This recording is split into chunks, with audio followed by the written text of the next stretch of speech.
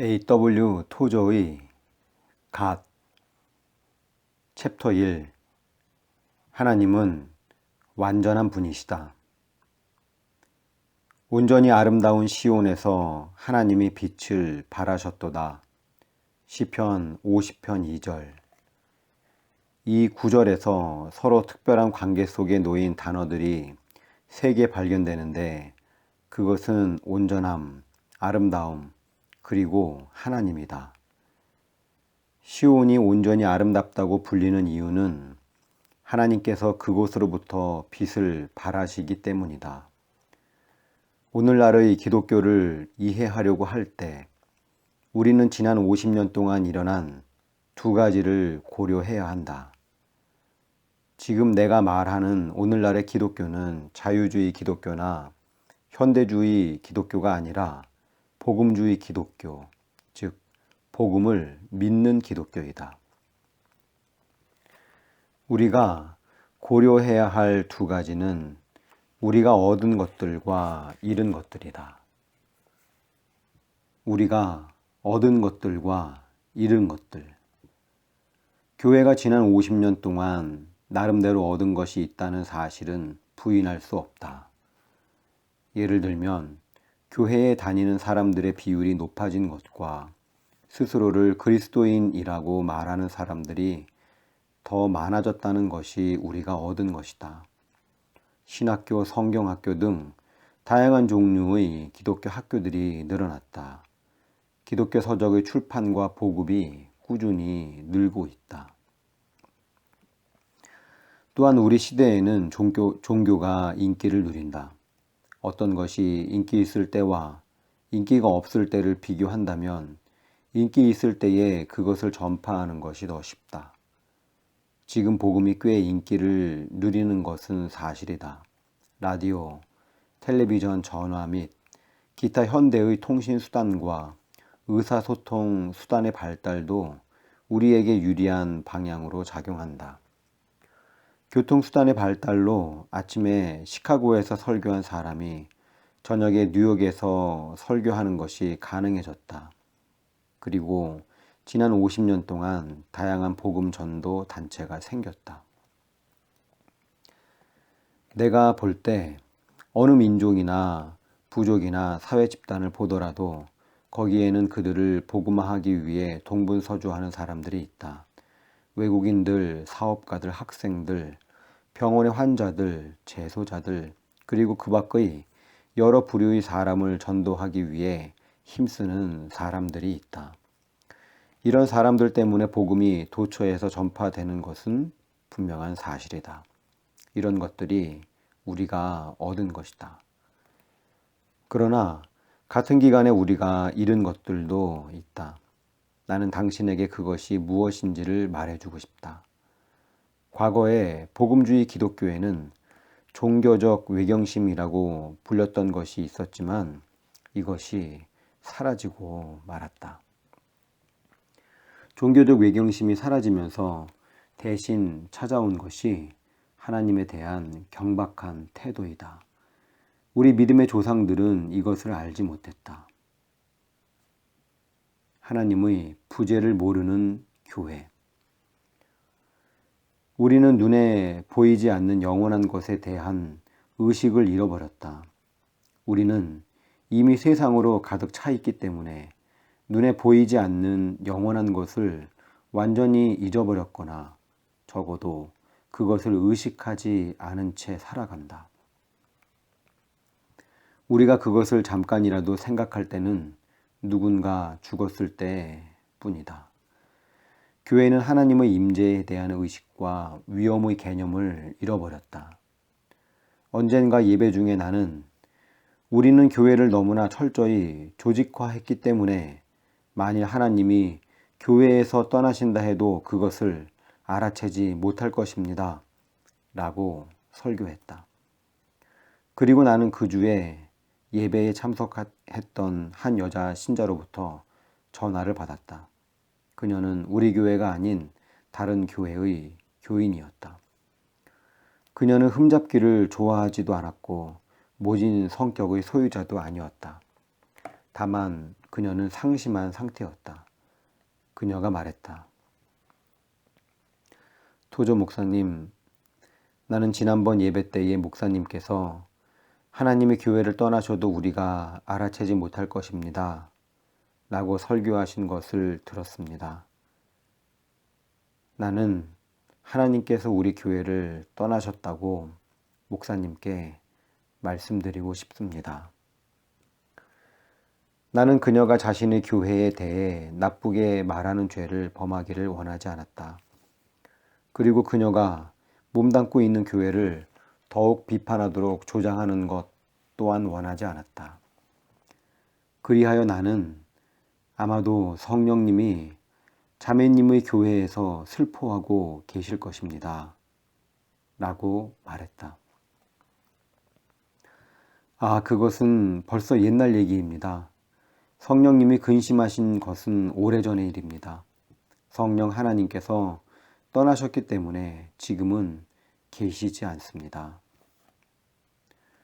나는 그녀의 판단이 얼마나 정확한 것인지 알지 못한다. 그녀는 친절하고 상냥했다. 그녀는 비판하기보다는 자기가 사실이라고 믿는 것을 말할 뿐이었다. 하나님의 임재에 대한 의식을 크게 우려해야 할 정도로 교회에서 그것이 많이 사라진 것 같다. 우리는 또한 위험의 개념을 잃어버렸다. 지금은 보통 사람의 시대인데 보통 사람과 더불어 보통 신이 찾아왔다. 우리에게 더 이상 영웅이 없는 까닭은 만인이 서로 똑같고 보통 사람이 지배하고 있어서이다. 다시 말하지만 보통 사람과 더불어 보통 신이 찾아왔고 그 결과 우리는 위험의 개념을 잃어버렸다. 혹시 당신은 내게 토조 목사님, 위험의 개념이 남아있지 않습니까? 몇 년 전에 여왕의 대관식이 있을 때에 온 세상이 떠들썩하지 않았습니까? 라고 물을지 모르겠다. 그러나 내가 볼 때 텔레비전으로 중계된 여왕의 대관식은 화려한 구경거리가 될지는 몰라도 위험스러운 것은 아니었다. 거기에는 위험이 없었다. 목화 아가씨나 호박 아가씨를 선발하여 왕관을 씌워주는 일은 미국에서도 흔히 볼 수 있는데 영국 여왕의 대관식도 어디에서나 볼 수 있는 흥행적 수완과 성의 결합일 뿐이었다. 만일 영국 여왕이 나이 많고 수수한 여자였다면 세상이 그토록 난리를 치지는 않았을 것이다. 그녀가 젊고 아름다운 여자였기 때문에 그녀의 죽이식이 화제가 되었던 것이다. 그러나 거기에 위험은 없었다. 사람들이 그녀 앞에서 엄숙하게 폐하라고 말하지만 그들은 위험을 느끼지 못한다. 위험의 개념을 잃어버린 현대의 그리스도인은 그와 더불어 경배의 개념과 경의의 개념을 잃어버렸다. 그는 자신의 감추어진 영의 성소로 들어가 하나님과 깊은 교제를 나눌 수 있는 능력을 잃어버렸다. 이런 능력이 기독교의 본질적 능력임에도 불구하고 우리는 이것을 거의 잃어버렸다. 우리는 신자들의 수를 늘렸지만 하나님을 향한 경외심을 잃어버렸다. 기독교 학교들은 늘어났지만 눈에 보이지 않는 것에 대한 의식은 사라졌다. 기독교 서적이 산더미처럼 쏟아져 나오지만 하나님의 임재에 대한 의식은 없다. 의사소통의 수단은 좋아졌지만 의사소통의 내용은 없어졌다. 전도 단체들은 늘었지만 위엄과 경배와 경의의 개념은 거의 사라졌다. 거룩한 갈망. 우리가 얻은 것들과 잃은 것들을 종합적으로 평가할 때 우리는 외적인 것들을 얻었지만 내적인 것들을 잃었다고 결론 내릴 수밖에 없다. 이것이 오늘날의 기독교가 처한 큰 비극이다. 한술 더 떠서 우리가 얻은 것들도 결국에는 더 큰 지역으로 손실을 확대시키는 결과를 낳을지도 모른다. 질적으로 저하된 기독교가 더 많은 사람들에게 확산된다면 그것은 득보다 실을 더 많이 낳을 뿐이다. 그리고 우리에게는 작은 영광밖에 없는데 그것을 얇게 펼친다면 우리는 실상 아무것도 얻지 못한 것이 되고 만다. 나는 이것이 지금 우리의 현 주소라고 믿는다. 우리가 하나님의 외경스러운 완전함을 다시금 깨닫지 못한다면 우리의 영광을 결코 회복하지 못할 것이다.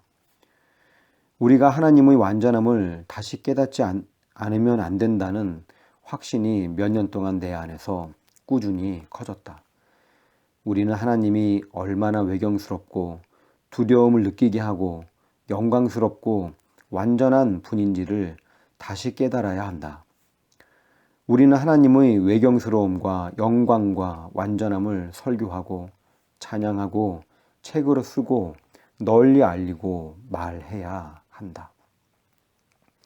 그렇게 할 때 결국 우리는 위엄의 개념을 다시 발견할 것이고 우리의 기독교가 신적인 것을 다시 의식하게 될 것이고 우리의 마음속으로 들어가 영의 침묵 속에서 하나님을 경배하고 싶은 욕구를 느끼고 실제로 그렇게 할 수 있는 능력을 갖게 될 것이다.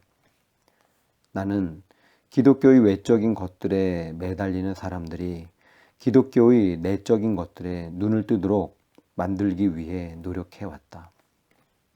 나는 하나님을 가린 구름을 걷어버리고 하나님의 영광을 드러내기 위해 힘써 왔다. 이를 위해 거의 혼자서 싸우지 않으면 안 되었는데 결코 쉬운 일이 아니었다.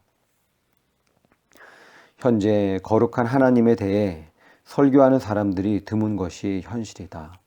물론 어떤 사람들은 이런 설교를 듣는 것을 원하기 때문에 나는 이곳저곳에서 초청을 받아 돌아다니며 설교를 한다. 하지만 대부분의 사람들은 하나님의 거룩하심을 이해하지 못한다. 참으로 답답한 현실이다.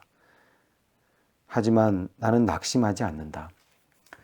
우리가 계속 우리의 문제 있는 종교를, 즉 우리의 연약한 기독교를 더 넓은 지역으로 확산시킨다 할지라도 미래의 언젠가 주님이 구름을 뚫고 나타나서 하늘과 땅과 바다에서 하나님의 위엄과 영광을 드러내실 것이고 세상 모든 곳에서 사람들이 머리 숙여 그분을 주와 왕으로 인정할 것이다.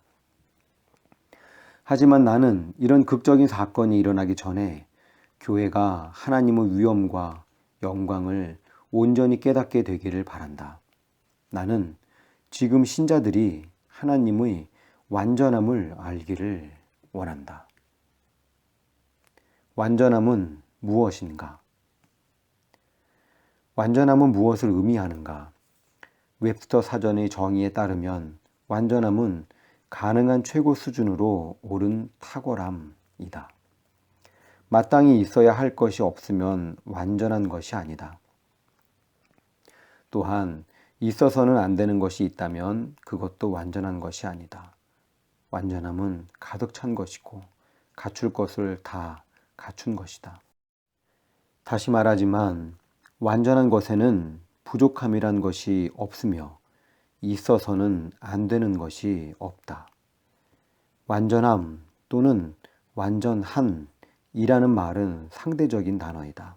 이것은 성경에서 아주 많이 등장하는데 몇 개의 히브리어와 헬라어를 번역한 것이기 때문이다. 이것은 탁월한 것, 가장 가능한 가장 높은 수준에 오른 탁월함을 의미한다. 물론 이것은 상대적인 단어이며 우리는 이 말을 다양하게 사용한다. 우리는 이 땅에 있는 이런저런 것들을 가리켜 이것이 완전하다, 저것이 완전하다 라고 말하는데 성경도 우리처럼 말한다. 완전함이란 우리의 본질적인 것에서 부족한 것이나 잘못된 것이 없는 것을 의미한다. 바꾸어 말해서 우리의 본질적인 것에 아무 이상이 없는 것이 완전합니다. 만일 어떤 이질적인 것이 섞여 있다면 완전함은 존재하지 않는다. 예를 들어보자. 아기가 태어났을 때 의사나 부모가 제일 먼저 하는 일 중 하나는 그 아이에게 이상이 없는지 살피는 것이다. 그들은 아기에게 두 다리, 두 팔, 두 눈, 두 귀, 그리고 하나의 코가 있는지를 알기 위해 살펴본다. 그리고 그 숫자가 정상이고 그것이 모두 제자리에 있음을 확인한 후 미소를 지으며 축하드립니다. 아기가 건강합니다. 라고 말한다. 그 아기는 완전한 것이다. 그러나 농장에서 망아지가 태어나 농부가 망아지에게 무슨 결함이 있는지 알아보기 위해 살펴보는 상황을 생각해보자. 이럴 경우 그는 망아지의 다리를 2개 찾는 것이 아니라 4개를 찾는다. 만일 망아지의 다리가 둘이라면 망아지는 기형이다. 만일 어떤 아기에게 다리가 4이라면 그 아기는 기형이다. 그러므로 완전함이라는 것은 있어야 할 것이 있는 것이고 본질에 충실한 것이다. 이런 상대적인 의미의 완전함은 본질적인 것에서 부족함이 없는 것이요 본질로 충만한 것이다. 그러나 우리의 완전함을 하나님께 그대로 적용할 수는 없다. 만일 가능한 최고의 수준에 오른 탁월함이 완전함이라면 이런 완전함의 개념을 하나님께 적용할 수는 없다. 어찌 우리가 가능한 최고의 수준에 오른다라는 개념을 하나님께 적용할 수 있겠는가? 가능한 최고의 수준이라는 말을 사용하는 것은 그 가능한 최고의 수준을 넘어서는 불가능한 수준이 있다는 것을 인정하는 셈이다. 그렇다면 하나님께 이런 개념을 적용하는 것은 그분께 불가능한 것이 있다고 시인하는 셈이다. 그러나 주지하듯이 그분께는 불가능한 것이 없다. 그분이 창조되고 가능한 최고의 수준의 일을 이루셨다고 말하는 것은 완전히 잘못이다. 하나님이 완전해질 수 있는 만큼 완전해지셨다는 말도 있을 수 없는 말이다. 이런 말은 하나님께 해당되지 않고 오직 피조물에게만 해당된다. 하나님 안에는 정도가 없다. 하나님께는 정도가 없다. 하나님은 위로 올라갈수록 존재의 완전도가 높아지는 구조에서 제일 꼭대기에 계신 분이 아니다. 예를 들어 벌레로부터 시작하여 계속 위로 올라가면서 존재의 완성도가 높아지는 구조에서 가장 완성도가 높은 분이 하나님이신 것이 아니다. 하나님은 이런 구조와는 아무 관계가 없으시다. 그분은 모든 피조물과 완전히 다르고 그것들과 완전히 구분되신다. 그러므로 하나님께 정도의 차이라는 것은 있을 수 없다. 그분은 무한히 완전한 하나님이시다. 하나님께 다소간이라는 개념은 적용되지 않는다. 다소간이라는 말은 피조물에게 사용되는 단어일 뿐이다. 우리는 어떤 사람이 어제보다 힘이 조금 더 세졌다고 말한다. 또 우리는 어떤 아이가 작년보다 키가 더 커졌다고 말한다. 이런 아이는 잘하는 것이다. 그러나 이런 식으로 정도의 변화가 하나님께 일어나는 것은 아니다. 그분은 완전한 분이요 하나님이시다. 완전함에 대해 말할 경우 때때로 우리는 탁월함에 대해 말한다. 당신은 탁월함이라는 말이 무엇을 의미하는지 깊이 생각해 보았는가? 탁월하다는 것은 뛰어나다는 것인데 이 말 속에는 다른 사물이나 사람과 비교한다는 뜻이 숨어 있다. 어떤 음악가가 탁월하다는 것은 그가 다른 음악가들보다 더 훌륭하다는 것이다. 그에게서 높은 수준의 탁월함이 발견될 때 우리는 그가 그 분야에서 완전하다고 말한다. 하지만 엄밀히 말해서 그는 완전한 것이 아니라 탁월한 것이다. 우리는 탁월함을 표현하기 위해서 완전함이라는 말을 사용할 뿐이다. 당신이 하나님께 나아가면 그분은 그런즉 너희가 나를 누구에게 비기며 나로 그와 동등이 되게 하겠느냐. 이사야 40장 25절 라고 말씀하신다. 당신은 하나님을 그 누구와도 그 무엇과도 비교할 수 없다. 우리는 하나님은 비교를 불허하는 분이시다 라고 말하곤 하는데 이는 그분이 하나님으로서 홀로 계시다는 뜻이다. 다시 말해서 하나님과 비교될 수 있는 존재가 전혀 없다는 뜻이다. 이사야서 40장 25절에서 이사야 선지자는 이 점을 매우 강조한다. 여기서 그는 매우 아름답고 유려한 표현을 사용하여 우리가 하나님을 위로 하늘이나 아래로 땅의 그 누구와도 그 무엇과도 비교할 수 없다고 역설한다. 모세의 율법은 너를 위하여 새긴 우상을 만들지 말고 또 위로 하늘에 있는 것이나 아래로 땅에 있는 것이나 땅 아래 물속에 있는 것의 아무 형상이든지 만들지 말며 출애굽기 20장 4절 라고 명했다. 사람들은 이 말씀을 미술작품을 만들지 말라는 의미로 해석했다. 하지만 성전에도 하나님의 명령을 따라 만들어 놓은 미술작품이 있었다. 그러므로 그분은 미술작품을 금하신 것이 아니라 하나님 대신 그것을 섬기는 행위를 금하신 것이다.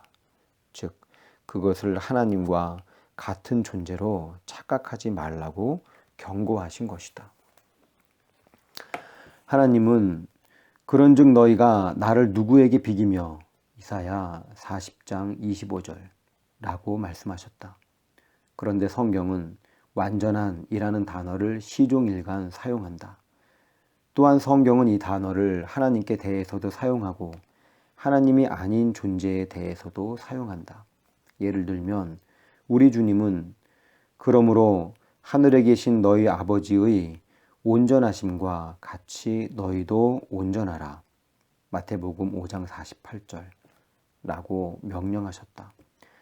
하나님께 대해 사용된 단어가 사람들에게 대해서도 사용된다. 그렇다면 당신은 하나님께서 왜 동일한 단어를 사용하시는지 알겠는가? 왜냐하면 다른 단어가 없기 때문이다. 하나님이 어떤 분인지 말해줄 다른 단어가 없다. 그러므로 우리가 누구이고 어떤 존재인지를 고려하셨기 때문에 그분은 그분 자신을 우리에게 알리기 위해 최선을 다하신 것이다. 물론 하나님은 하나님 자신이 어떤 한계에 묶인 것은 아니지만 우리의 한계성 때문에 하나님께는 다른 선택이 없는 것이다. 사도 바울은 너희가 오직 너희 심정에서 좁아진 것이니라 고린도후서 6장 12절 라고 말했는데 이 말에는 문제는 너희 자신이다. 너희의 마음이 좁아진 것이다 라는 뜻이 들어있다.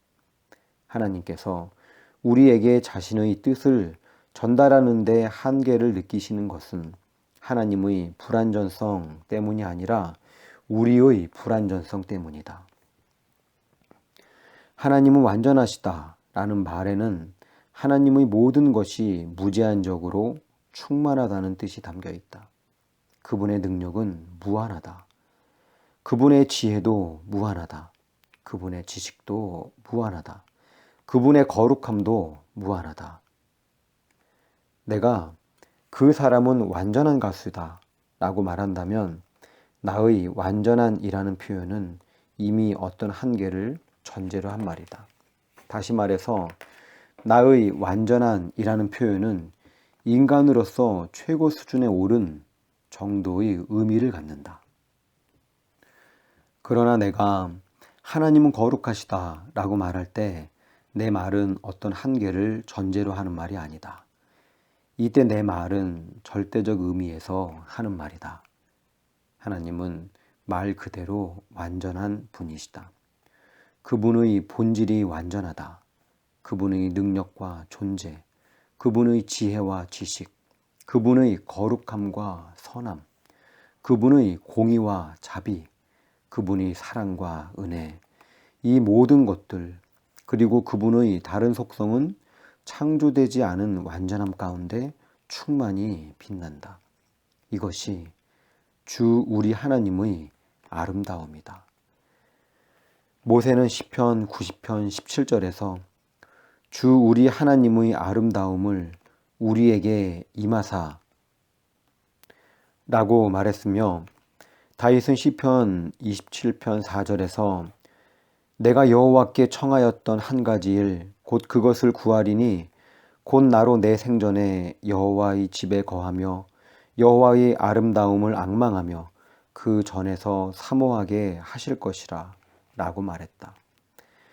여호와의 아름다움은 그분께 있어야 할 것이 모두 무한히 있다는 말이다. 그것이 사랑이라면 그분의 사랑에는 끝이 없다. 그것이 자비라면 그분의 자비에는 끝이 없다. 그것이 은혜라면 그분의 은혜에는 한계가 없다. 그것이 선함이라면 그분의 선함에는 한이 없다. 이것이 주 우리 하나님의 아름다움이다. 시편에는 온전히 아름다운 시온에서 하나님이 빛을 발하셨도다. 시편 50편 2절라는 말이 나온다. 그렇다면 왜 시온이 이 땅에서 완전히 아름다운 것인가? 그것은 시온의 아름다움이 그룹들의 날개들 사이에 거하시는 빛나는 하나님으로부터 나왔기 때문이다. 단지 시온의 건축물들만 아름다운 것이 아니었다. 시온의 모든 사상들이 아름다웠다. 시온의 찬송가들이 아름다웠다. 시온의 예배 개념이 아름다웠고 거기서 햇살을 받으며 빛났다. 시온은 하나님께서 셰키나 중에 거하는 그룹들의 날개들 사이에 계신다는 것을 알았다.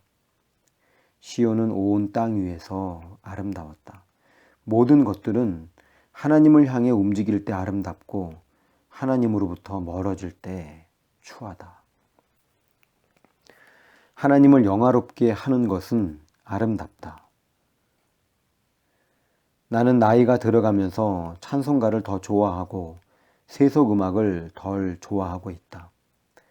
세속음악이 아무리 아름답고 예술적이라 해도 그것이 작곡가의 천재성을 아무리 드러난다 해도 그 왕관에는 한 가지 보석이 빠져 있다.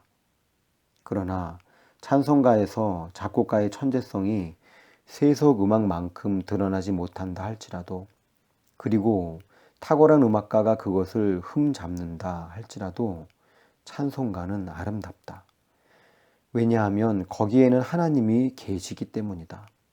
하나님을 높이는 노래는 아름답지 않을 수 없다. 시편 23편이 그토록 아름다운 것도 같은 이치이다. 그것은 하나님께 영광을 돌리기 때문에 아름다운 것이다. 성경도 또한 마찬가지이다. 성경은 빛나는 아름다운 책이다. 가장 값싼 종이로 제본이 되었든 가장 비싼 가죽으로 제본이 되었든 신문 인쇄 용지에 인쇄가 되었든 최고급 용지에 인쇄가 되었든 성경은 사랑스럽다. 성경은 정말 아름다운 책이다. 신학은 아름다운 것이다. 왜냐하면 하나님을 연구하는 학문이기 때문이다. 신학은 겸손하게 무릎을 꿇고 경건한 마음으로 하나님을 연구하는 학문이다. 냉담하게 굳은 마음으로 신학을 연구하는 사람들이 있기도 한데 그런 사람들은 신학에서 하나님을 만나지 못한다. 그러나 겸손하게 무릎을 꿇고 경건한 마음으로 하나님을 연구하는 것은 아주 아름다운 일이다. 그러므로 신앙이 성장하는 사람은 다윗과 바울을 더 찾게 되고 플라톤과 아리스토텔레스를 덜 찾게 된다. 다윗과 바울은 하나님의 완전함을 찬양했기에 그들에게는 아름다움이 있다. 플라톤이나 아리스토텔레스 같은 사람들은 하나님이 아닌 다른 문제에 골몰했을 뿐이다. 천국은 지극히 아름다운 곳이다. 내가 볼 때 우리는 천국관을 철저히 재검토해야 한다. 우리는 기도하면서 성경이 가르치는 천국을 다시 발견해야 한다.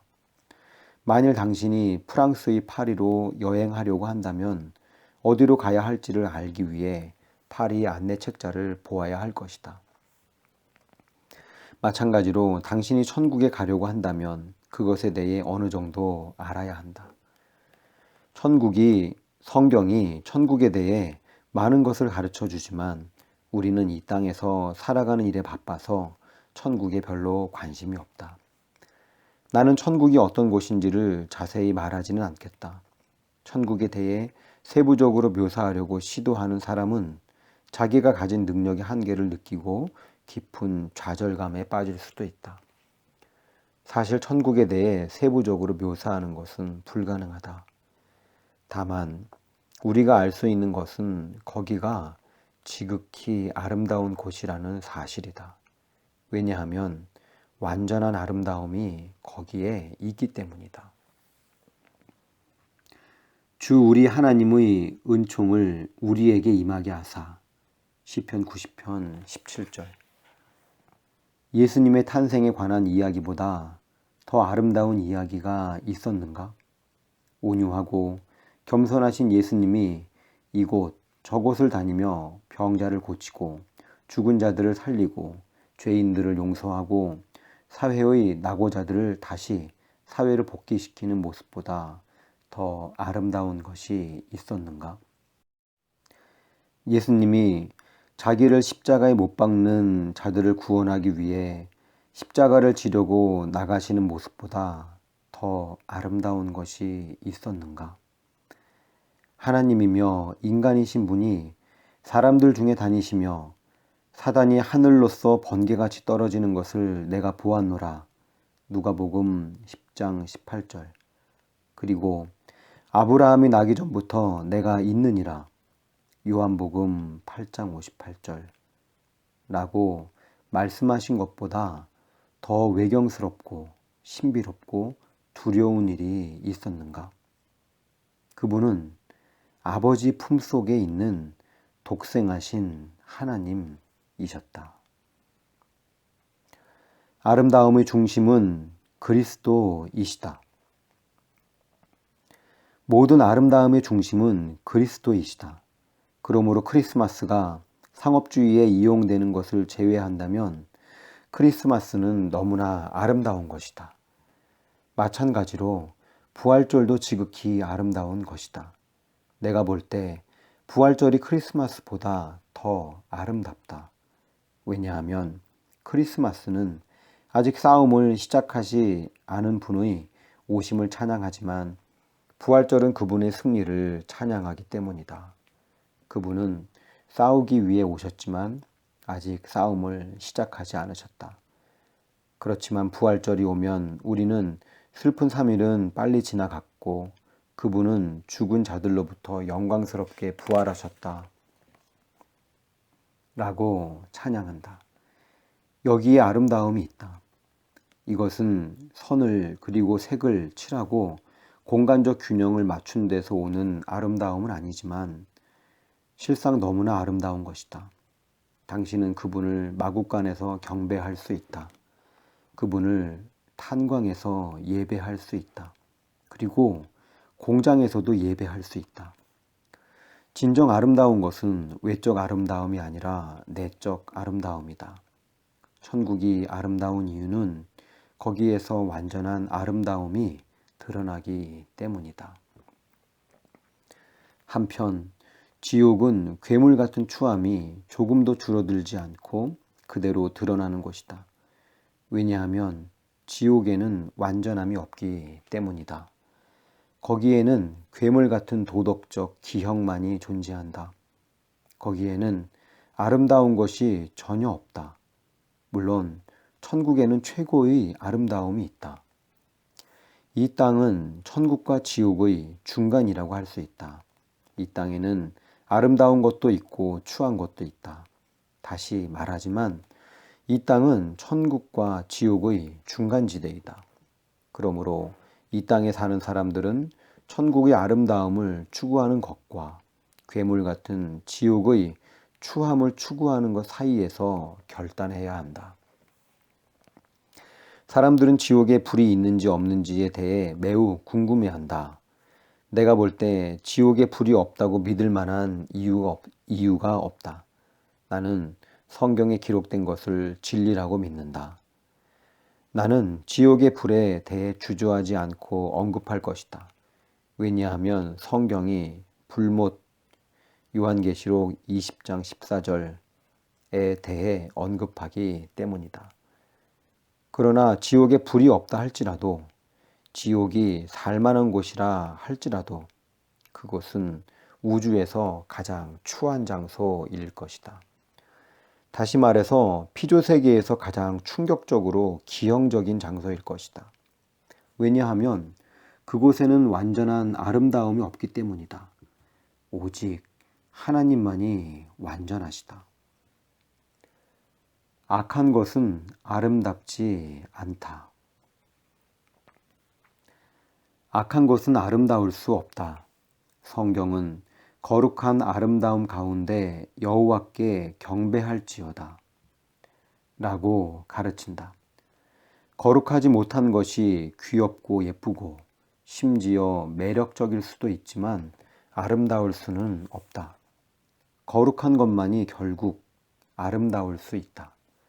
성경은 거룩한 아름다움 가운데 여호와께 경배할지어다 라고 말한다.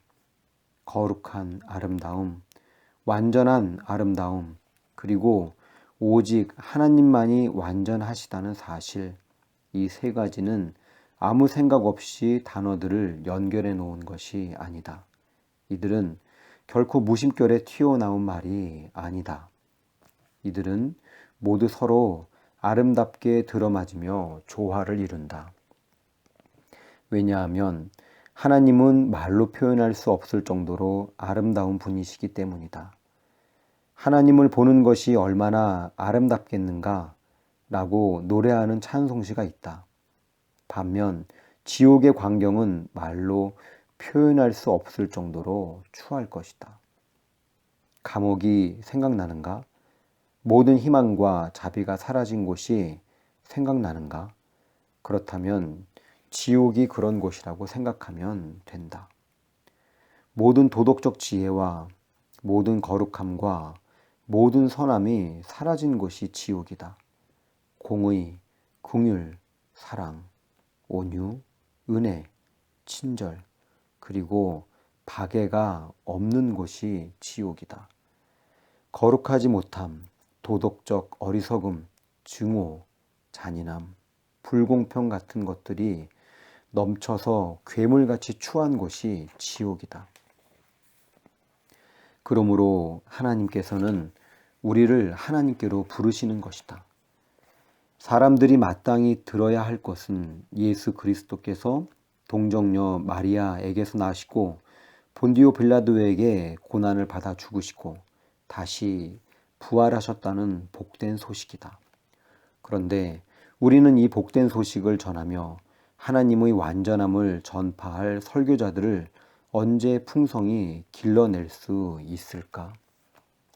그리스도께서 부활하신 것은 괴물같이 추하고 악한 지옥에서 우리를 영원히 구해내기 위함이었다.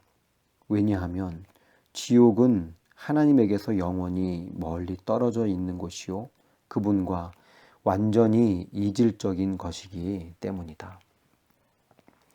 그리스도는 우리를 아름다움의 본질이신 하나님께 데려가실 것이다. 그리스도는 우리를 모든 악으로부터, 기형과 영원한 추함으로부터, 즉 지옥으로부터 구해내어 거룩함과 완전함과 영원한 아름다움으로 이끌기 위해 오셨다. 예수 그리스도는 우리에게 오신 하나님이시다. 하나님께서 그리스도 안에 계시사 세상을 자기와 화목하게 하시며, 고린도후서 5장 19절. 하나님께서 저 비천한 구유를 통해 우리에게 오셨다는 것이 얼마나 아름다운 일인가. 그분이 우리에게 오셔서 사람들 중에서 행하셨다는 것이 얼마나 아름다운가. 그분이 우리의 모양과 형상으로 우리의 인성을 취하여 오신 것은 우리를 깨끗게 하고 정결케 하고 순결케 하고 다시 만들고 회복하여 완전히 아름다운 곳으로 데리고 가시기 위함이다. 나는 천국이 어디에 있는지 모른다. 신문기사에 따르면 우주 개발 계획에 참여하는 사람들이 금을 입힌 화살을 우주 속으로 약 10만 킬로미터 쏘아 보냈다고 한다. 이런 기사를 읽은 어떤 사람들은 이 화살이 결국에는 천국에 이르지 않을까 하고 궁금해한다. 나는 이런 사람들의 얘기를 들을 때 씩 웃고 만다. 왜냐하면 하나님은 공간 안에 계시지 않기 때문이다. 그분께 공간은 아무것도 아니다. 그분의 무한히 큰 마음은 모든 공간, 즉 온 우주를 담고도 남는다. 우리의 우주개발 계획은 어린 아기가 야구장에서 고무공을 가지고 노는 것과 같다. 그가 할 수 있는 모든 것은 공을 이리 저리 치고 그것을 잡기 위해 기어가는 것뿐이다. 공을 쳐서 3미터를 보내면 마치 홈런을 친 것처럼 기뻐하며 소리를 지른다. 그러나 야구장은 120m나 펼쳐져 있다.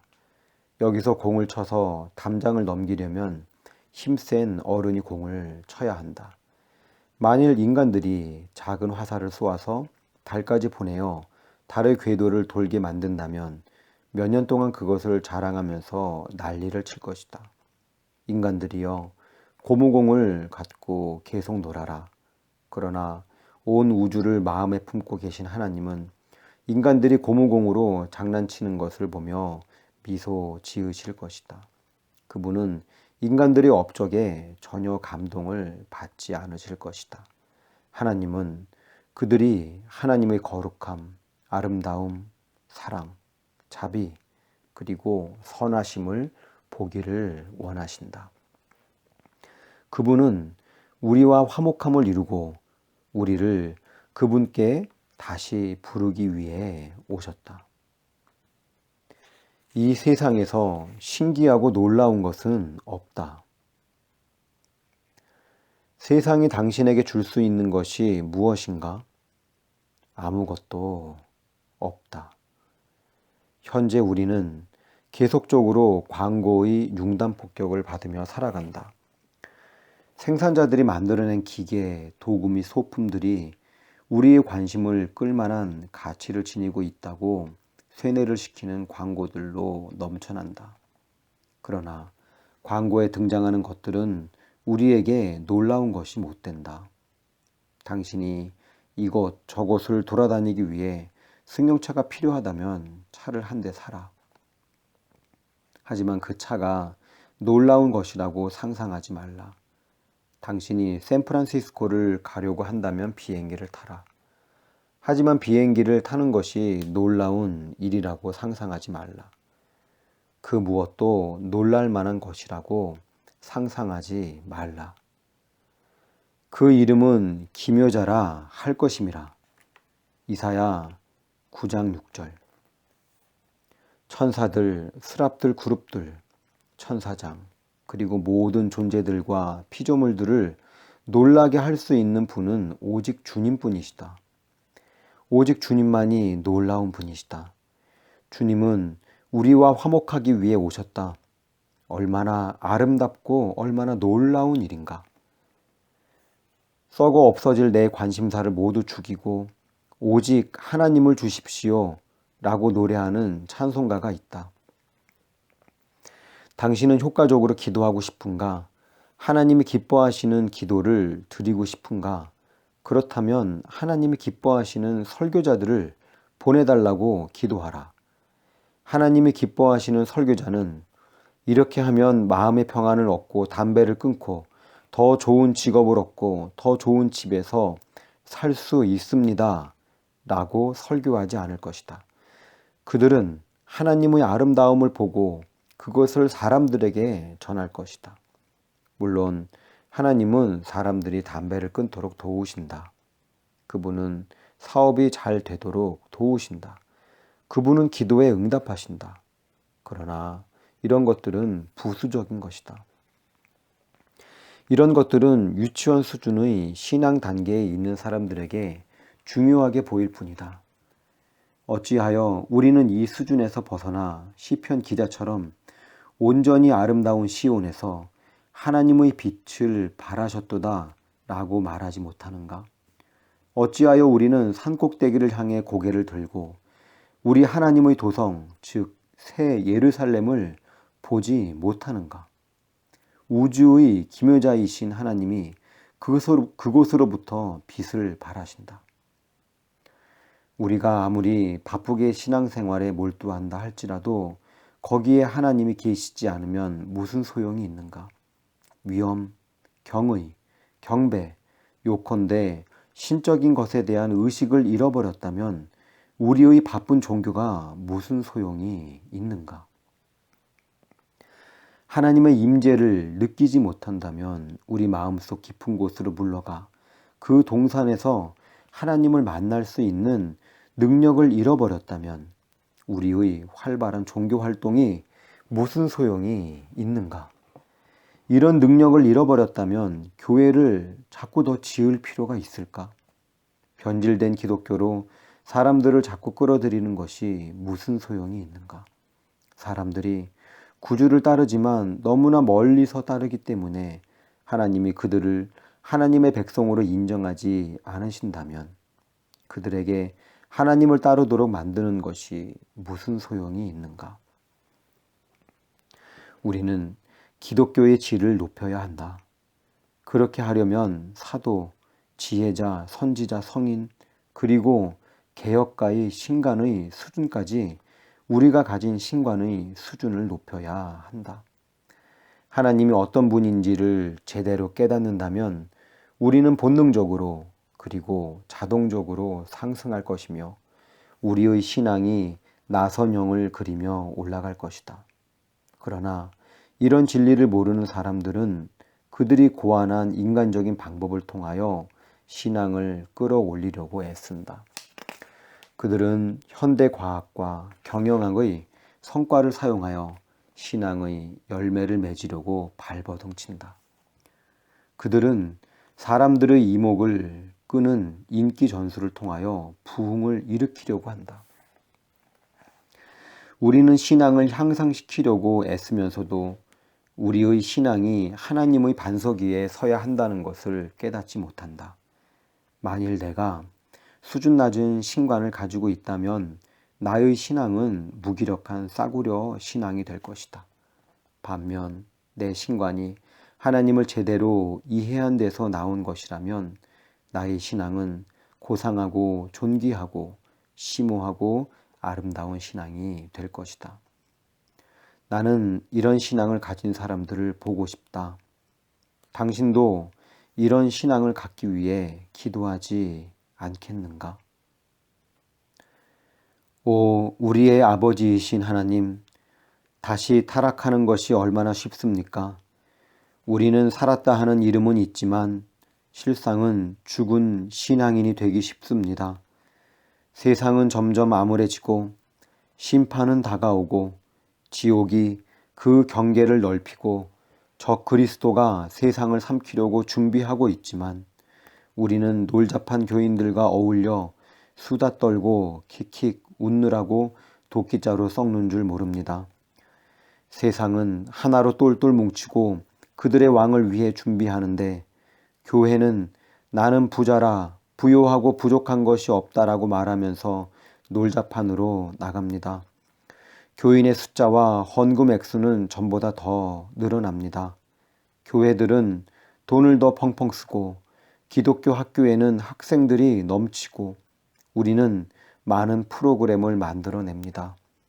그러나 오 나의 하나님, 우리는 기독교의 본질이 크게 손상되었다는 것을 잊고 있습니다. 오 하나님, 회복하소서, 회복하소서. 하나님의 교회가 다시 하나님을 볼 수 있도록 회복하소서. 크신 하나님을 볼 수 있는 시력을 그리스도인들에게 회복시켜 주소서.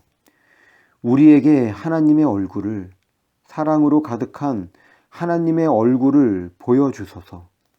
우리가 하나님의 위엄을 영원히 보게 하소서. 우리가 구하는 것은 스쳐가는 광선이 아닙니다. 우리는 무한한 영광과 경외 가운데 계신 하나님을 영원히 보기를 원합니다. 오 하나님, 사람들은 기독교를 비웃으며 계속 죄를 짓습니다. 그들은 기독교를 조롱합니다.